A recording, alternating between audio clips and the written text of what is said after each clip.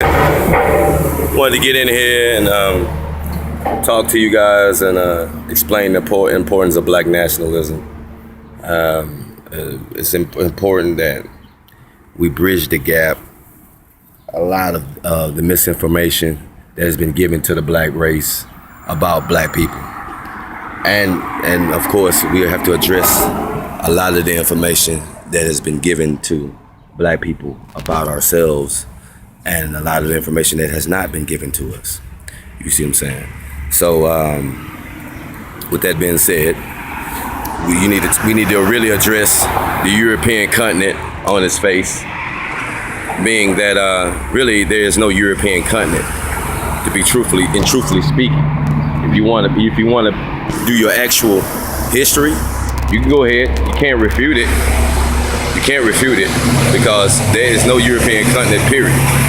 You know what I'm saying? So Europe is nothing but an extension of Asia, you know, when you do your thorough research on it. Also, there's a lot of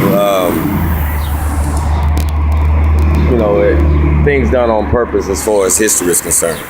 If you're only taught one thing, you only know one thing, and you only think one thing.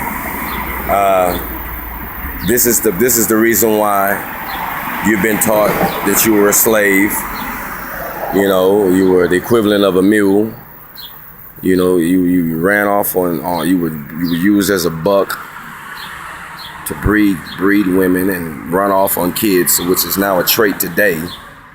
You know, all these things have been ingrained. See, this is the approach that we need to take and to work out and weed out this miseducation and this misrepresentation of our culture.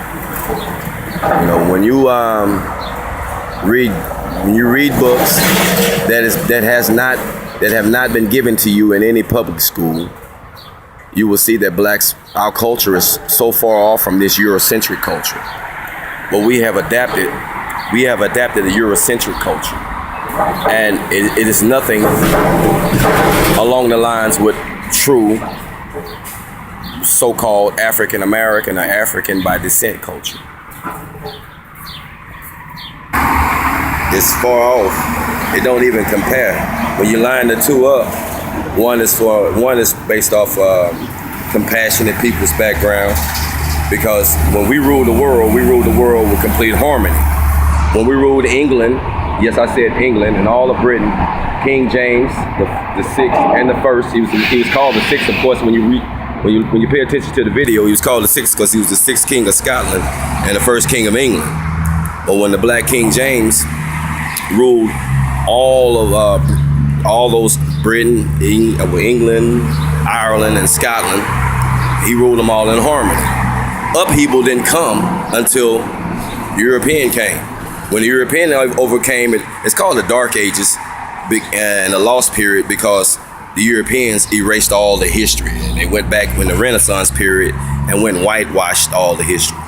That's what the Renaissance period is for. That's when the French got all their sculptors and artists in there, and they went to bleaching the paintings and putting thinning the lips on the sculptors. You know, they had a whole period from 183 to like 1600 to erase. So, you know, that's why the Renaissance period took so long. You see, your period, when you dominated so-called Europe in the medieval, that's why they call it the medieval, the Dark Ages, and they'll tell you all of the history to this century or years of domination by blacks. There's not a lot of information in that. But they got all the information in the Renaissance period and every period after that. It's a reason for that. It's a reason why King James was murdered. It's a lot of things that we as a race, we need to dig in and find out. That's why I say that it's important that we teach our own the pertinent facts. It's nothing about being racist or being a segregationist. It's just all about, you know, sitting your people down and letting them know who they are.